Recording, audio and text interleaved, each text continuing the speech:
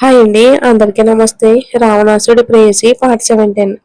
Coffee కప్పును table పై పెట్టి అతని దగ్గరికి వెళ్ళింది మీనా. అంటే ఈ ప్లాన్ వేసింది మీరే కదా? నా భర్తను చంపడానికి ప్రయత్నించింది కూడా మీరే కదా? నేను చెప్పింది నిజమే కదా అని ఆమె గంభీరంగా అడిగింది.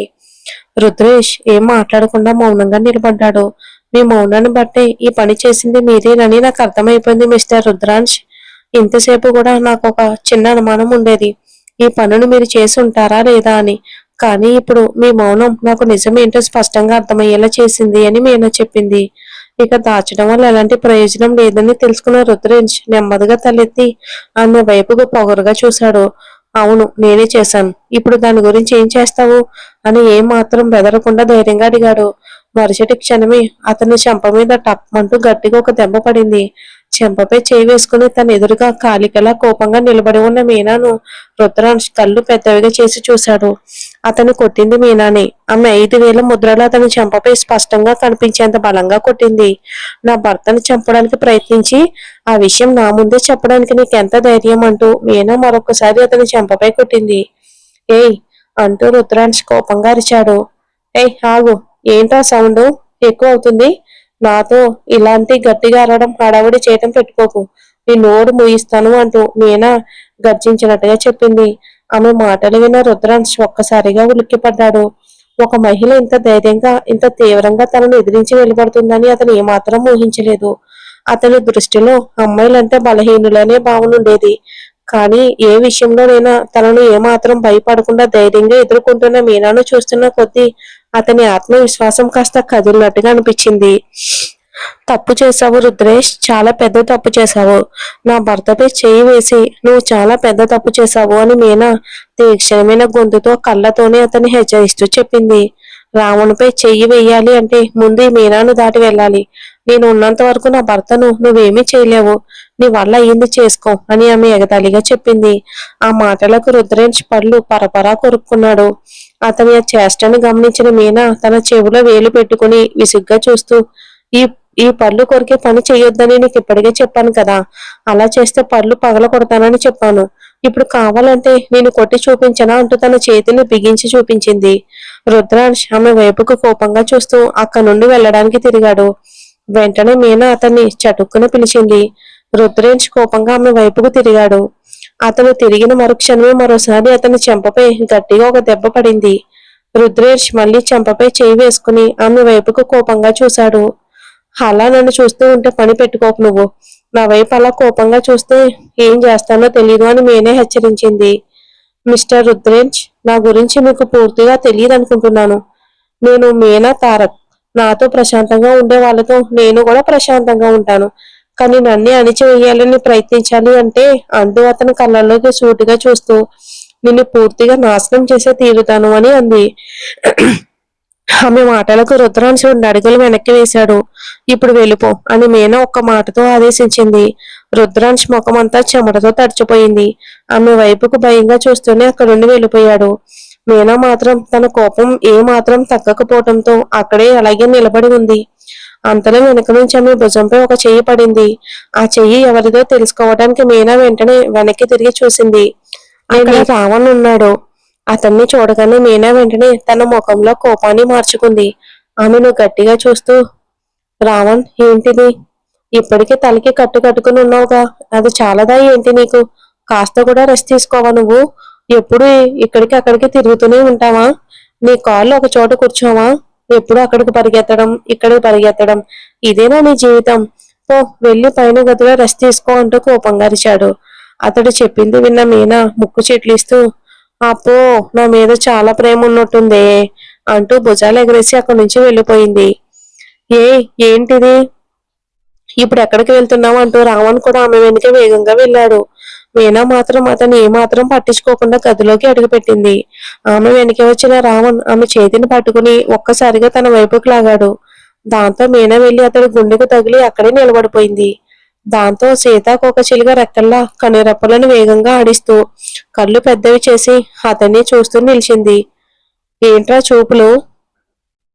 ఈ కళ్ళు ఆర్పుతూ నన్ను ఆట పట్టించే పనులేవి నా దగ్గర పెట్టుకోవద్దు. ముందు నీ మొహం చూసుకో అని అన్నాడు రావణ్.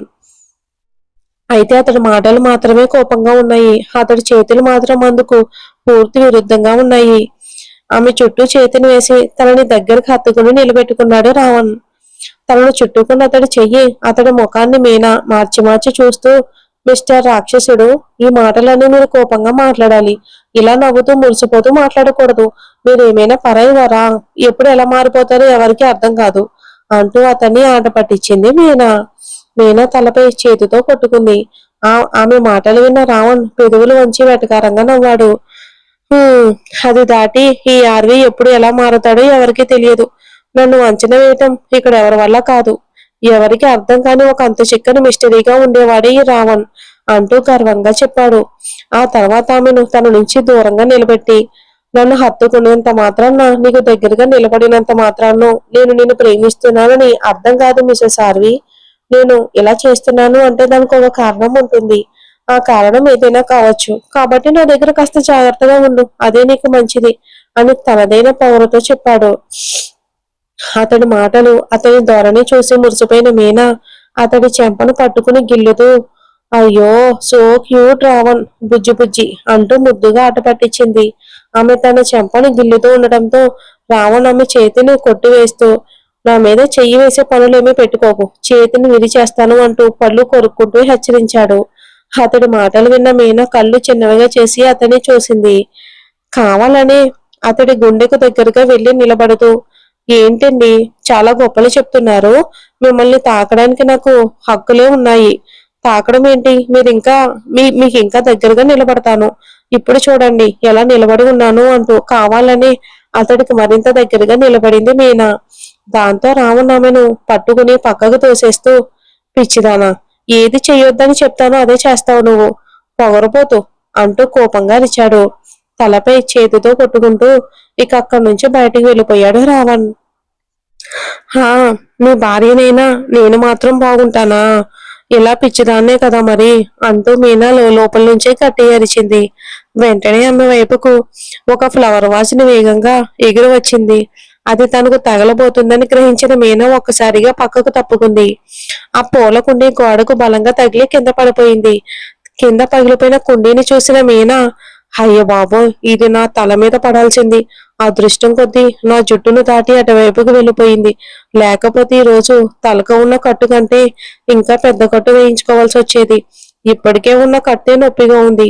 దీనికి ఇంకొకటి తోడైతే నా పరిస్థితి అంతే అంటూ తలపై ఉన్న కట్టును మెల్లగా తడుముకుంది. సరైన రాక్షసుడే అంటూ రావణ్ణి తలుచుకుని నవ్వుకుంటూ చివరికి మంచంపై వాలిపోయింది. అదవి అదవి తన కూతురు హర్షి వ్యక్తిగత గది తలుపు తెరిచి లోపలికి అడుగుపెట్టింది. గదిలోకి వచ్చిన ఆమె కళ్ళకు ముందుగా కనిపించింది గోడకు తగిలించి ఉన్న హర్షిక మీనా చిన్ననాటి ఫోటో. ఆ ఫోటోలో ఇద్దరు ఒకే రకమైన డ్రెస్ వేసుకుని ఒకరినొకరు ప్రేమగా హత్తుకుని నిలబడి ఉన్నారు. ఆ ఫోటో అందమైన ఫ్రేమ్ లో గోడకు వేలాడుతూ ఉంది. దాని పక్కనే వాళ్ళ కుటుంబం అంతా కలిసి దిగిన ఫోటో కూడా ఉంది.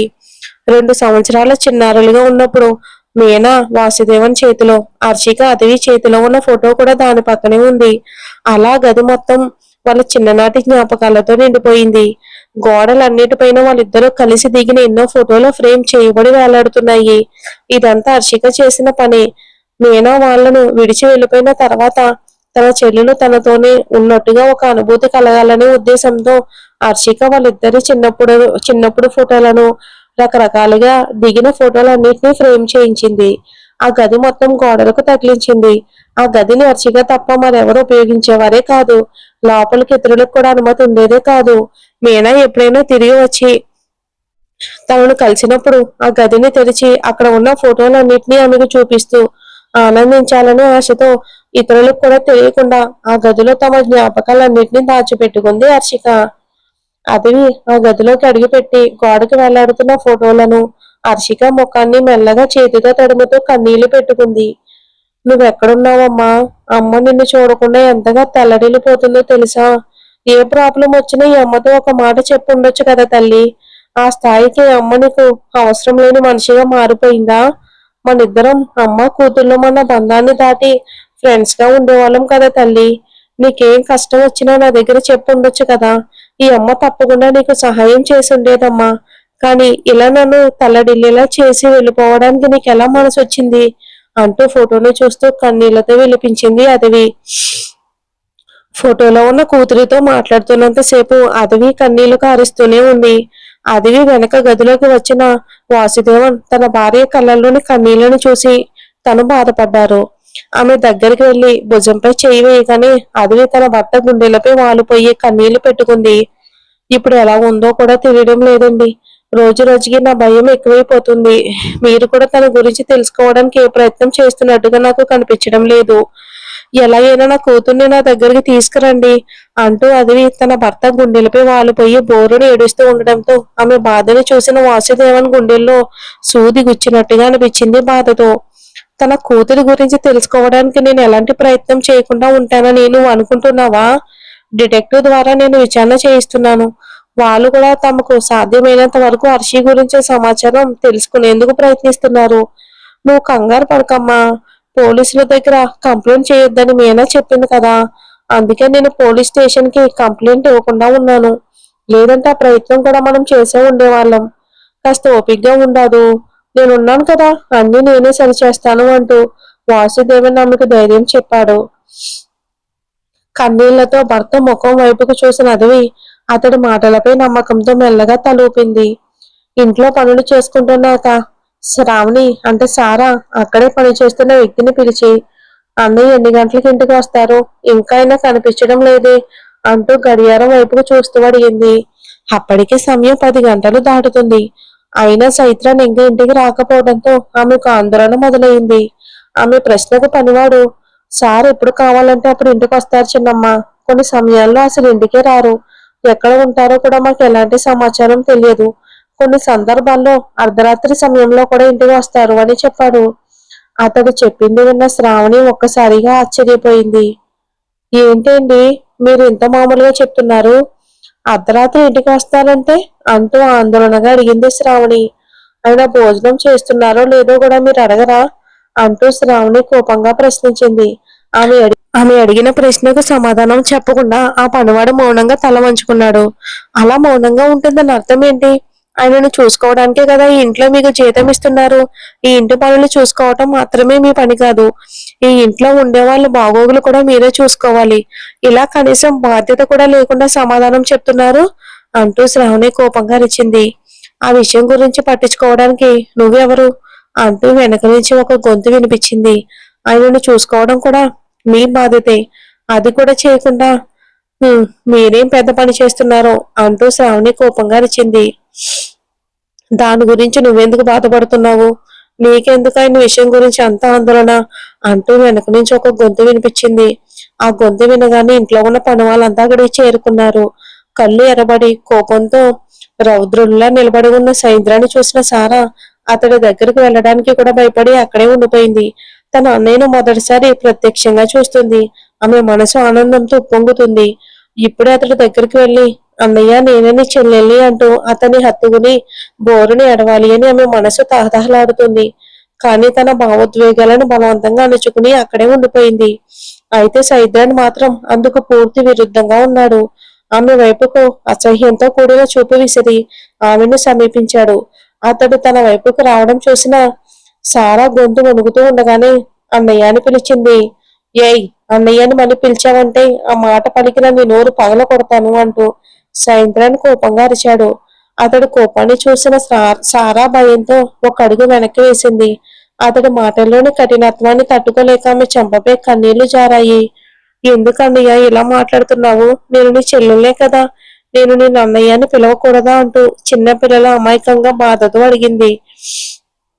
ఆమెను సాయంత్రం తీక్షణంగా చూస్తూ, నువ్వు నాకు చెల్లెలివి కాదు, నేను నీకు అన్నయ్యనే కాదు. నా అమ్మకు నమ్మక ద్రోహం చేసి ఆమె మరణానికి కారణమైన ఆ మనిషి కూతురివి నువ్వు.